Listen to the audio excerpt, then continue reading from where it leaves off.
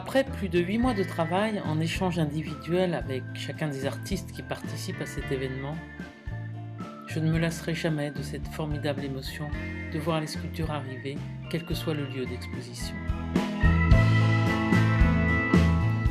Que ce soit un transporteur ou l'artiste avec son camion, sa grande voiture, parfois avec sa remorque, je sais que ce qui va être présenté a été pensé, élaboré, affiné et nommé avec conviction et sincérité pour honorer cet événement. De mon côté, le plan est fait. Chaque sculpture a sa place et son orientation. Ceci va-t-il être juste pour chacun ? J'ai toujours une marge d'adaptation et j'espère profondément que chacun appréciera sa position et son angle de vue. Depuis 2014, c'est en partenariat avec le domaine du Château des Vigiers que s'inscrit cette biennale, 3e édition, Sculpture au Jardin 2016.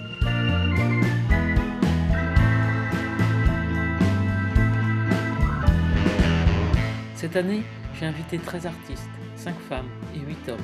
Là où le château propose un art de vivre, un art de la table, un art du loisir et de la détente, je propose un art sculptural avec des démarches extrêmement différentes et des présences très particulières.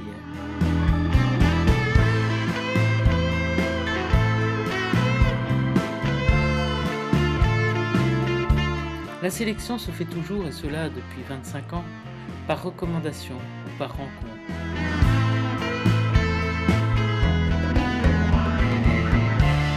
Il me semble que toutes ces sculptures sont habitées de manière très personnalisée, symbolique ou minimaliste.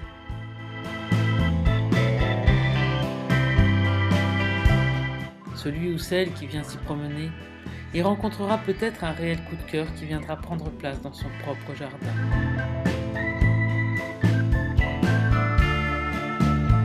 Ces présences présentées, comme toutes les sculptures ou les tableaux, ici ou ailleurs, gardent cette capacité de réveiller en nous, nous visiteurs, des souvenirs, des odeurs ou des climats oubliés ou rêvés.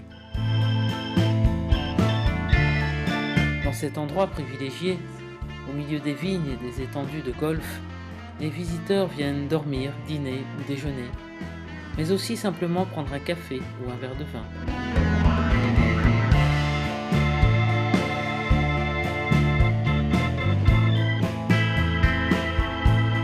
Du matin au soir, la lumière du soleil propose des contrastes et des ombres extrêmement variables.